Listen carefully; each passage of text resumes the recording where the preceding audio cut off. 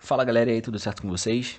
Bem, vamos aqui para mais uma videoaula, né, do professor de Biologia de vocês, Renan Rangel. Hoje nós vamos abordar aqui a unidade 5, falando-se de tecidos, exatamente isso. Histologia é o estudo dos tecidos. Bem, nós vamos ter tecido animal e tecido vegetal. Nessa aula, nós só vamos estudar o tecido animal, que vai ser formado por tecido epitelial, muscular, conjuntivo, que terá várias ramificações, e o tecido nervoso. Galera, olha só. Antes dessa aula, nós estudamos a unidade 4, onde nós falamos aí de embriologia. Nós comentamos sobre folhetos embrionários, né, e que cada folheto vai dar origem aí a uma parte do nosso corpo, beleza? Depois de você ter analisado e estudado a unidade 4, você vem aqui para a unidade 5 no estudo de tecidos. Vamos começar então? Olha só, o primeiro tecido e talvez um dos mais simples é o tecido epitelial, cara. Por quê? O tecido epitelial é o tecido que reveste a nossa pele, perdão. Reveste a nossa pele. Exatamente isso que você ouviu. Bem, olha só. Só um minuto. Vamos lá. O tecido epitelial, ele vai ter várias funções, cara. Ele vai ter função de revestimento e proteção, que talvez é o mais óbvio, né? Só você imaginar a sua pele. Nos reveste e nos protege. Vai ter também função secretora, vai ter função de absorção e percepção de sensações. Calma aí, professor. Eu entendi o seguinte: revestimento, beleza, vai revestir. Secreção? Como assim secreção? Galera, pelo amor de Deus, não confunda secreção com excreção. Secretar algo é quando você vai utilizar algum líquido, alguma substância que vai estar sendo liberada do teu corpo. Então, secreção é quando você libera algo que vai ser utilizado, vai ter uma finalidade. Excreção é quando você elimina alguma substância, elimina algo que já foi utilizado. Por exemplo, urina. Urina é um tipo de excreção. Agora, secretar hormônios. Cara, os hormônios são importantíssimos para o nosso corpo, né?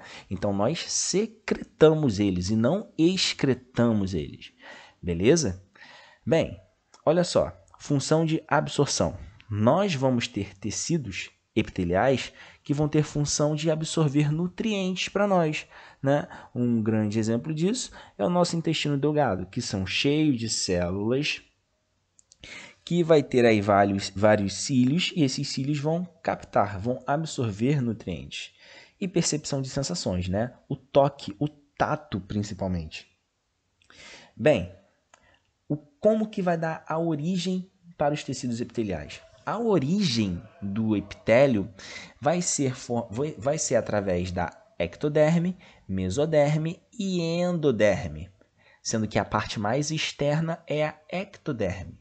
Tá? A ectoderme é a epiderme e epitélios do nariz boquianos. A mesoderme vai ser o endotélio, revestimento dos vasos sanguíneos. E endoderme vai ser aí os epitélios, por exemplo, do tubo digestório e da rede respiratória. E também do intestino delgado aqui, como eu falei para vocês, tá? Nossa, tô falando errado hoje pra caramba, ignora, tá? Vamos focar na aula que tá tudo certinho. Pessoal, é o seguinte, cara. A nossa pele, o nosso epitélio, a camada mais externa, ela não é irrigada por vasos sanguíneos.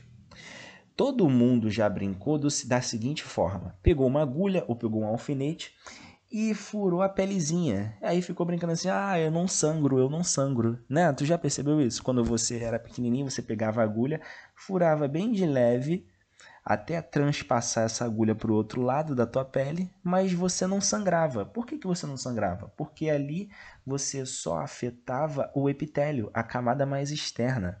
E essa camada mais externa, esse epitélio, ele não é irrigado por vaso sanguíneo.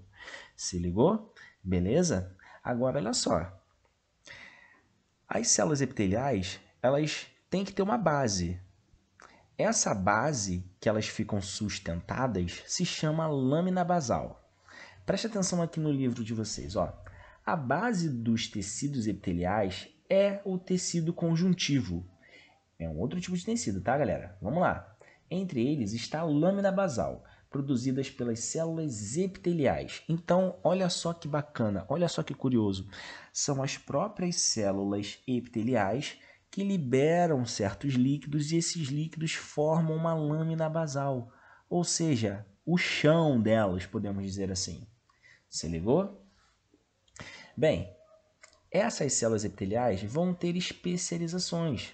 E especializações essas que eu já comentei com vocês quando eu dei a aula lá de membrana plasmática, onde que nós tínhamos a zona oclusiva, a zona de adesão, os desmossomos, os esmossomos e as junções do tipo gap, tá?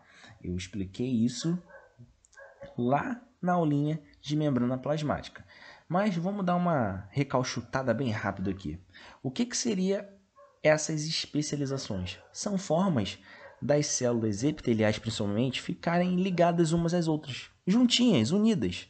Elas precisam ter uma comunicação. E essa comunicação vai ser dispostas, né, a essas especializações que vocês estão enxergando aqui no livro de vocês. Tá bem?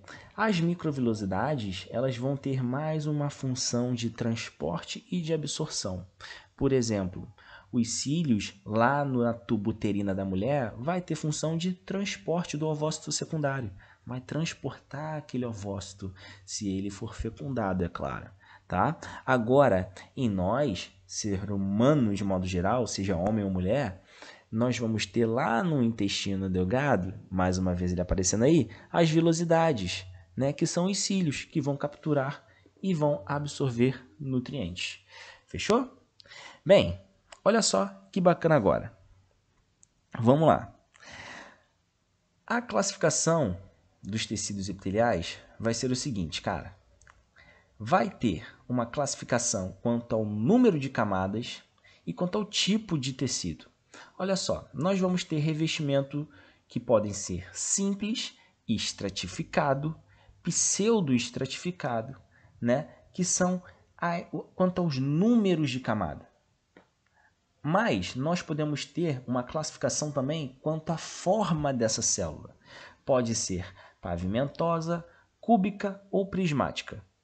Vamos lá que é muito de boa vocês entenderem isso. Olha só, um número de camada simples, né, é quando você só vai ter uma única camada. Uma única camadinha é uma camada simples. Se você tem várias camadas de célula, você vai ter o que chamamos de epitélio estratificado, quando você tem várias camadas de célula. Agora, quando você tem uma camada de célula com alturas distintas, você tem o que chamamos de pseudoestratificada, ou seja, pseudo é falso, estratificado, várias camadas. Então, você tem uma falsa, né, uma falsa camada ali. Você acha que tem várias, mas na verdade não tem, só tem uma. Por quê? Porque as células vão ser de alturas distintas, dando a impressão que você tem várias camadas, mas na verdade você não tem. Legal? Bem, vamos lá. Quanto à forma, pavimentoso. Pavimentoso é algo achatado, né? Lembra de pavimento, algo achatado. Cúbico é cúbico. E prismático lembra de uma forma de prisma, uma forma de coluna, uma forma retangular, né? Em pé, digamos assim. Você em pé é algo prismático. Bem, aí aqui você vai ter as classificações, né? Nós vamos ter o epitélio simples pavimentoso, epitélio simples cúbico, epitélio simples prismático. E aí vem agora os outros. Epitélio pseudoestratificado é aqueles que visualmente parece ter várias camadas, mas na verdade só tem uma. Epitélio estratificado pavimentoso, epitélio estratificado de transição, né? Quando você vai mudando a forma, você vai tendo ali transições, e aí nós vamos ter o epitélio estratificado de transição, epitélio estratificado prismático colunar. E aqui, né, o que eu aconselho a vocês é depois grifarem onde que nós podemos encontrar esses tipos de epitélio. Por exemplo, O epitélio simples cúbico nós encontramos muito em túbulos renais. O epitélio simples, pseudoestratificado, nós encontramos muito nas cavidades nasais, ou seja, no nosso sistema respiratório. A gente tem muito epitélio pseudoestratificado, tá? E os de transição, enfim, nas uretras, na nossa bexiga, principalmente, tá? Bem, aqui tá uma imagem bem bacana para você. O teu livro ele é bem completo, tá, galera? Então aqui eu tô dando a aula para vocês seguramente de que todo o conteúdo tá aqui. Muito certinho, muito de boa, tá? Olha só, olha que bacana. Nós vamos ter os epitélios formados em camadas de célula, né? E aos tipos de célula. Olha que bacana. Números de célula, pseudoestratificado. Perceba que nós temos várias células aqui com alturas diferenciadas. Isso dá uma ideia de que vai ter várias camadas aqui, mas na verdade não. Na verdade, nós temos apenas uma camada, por isso o pseudoestratificado. O simples pavimentoso, olha que bacana, elas são mais achatadinhas, né? O simples cúbico, né? Como se fossem bolinhas, algo cubo. E o prismático, elas são mais alongadas, né? Nosso estômago, principalmente, é formado por essas células aqui. Nosso estômago que precisa ter células muito prismáticas, muito colunares. Por quê? Porque aqui elas vão liberar muito HCl, muito ácido clorídrico, tá? E essas células, elas são a todo momento renovadas. Desse lado, nós vamos ter estratificado pavimentoso, estratificado de transição. Perceba que aqui no de transição nós temos várias. Olha só aqui no meio, ó, é uma transição para células maiores. E o estratificado é prismático. Beleza? Tranquilo? Bem de boa, né? Bem, agora vamos lá a um outro tipo de tecido epitelial glandular, né? Esse glandular tem a ver com glândulas. E tecido epitelial glandular, nós vamos ter três. Glandular, né? Tecido epitelial de glândulas exócrinas, glândulas endócrinas e glândulas mistas. Galera, é muito simples e é muito rápido. Não vou perder tanto tempo aqui. Olha só. Você sua, não sua? Quando você faz muito exercício, você sua. E o seu suor sai pela pele. Então, eu entendo que nós temos, ó, vamos lá. Tecido epitelial, porque está na pele. Glandular. É através de glândula. E nós vamos ter glândulas que vão liberar certas substâncias para fora da corrente sanguínea. Quando essa liberação de substância secreta, né, é secretada para fora da corrente sanguínea, nós temos o que chamamos de glândulas exócrinas.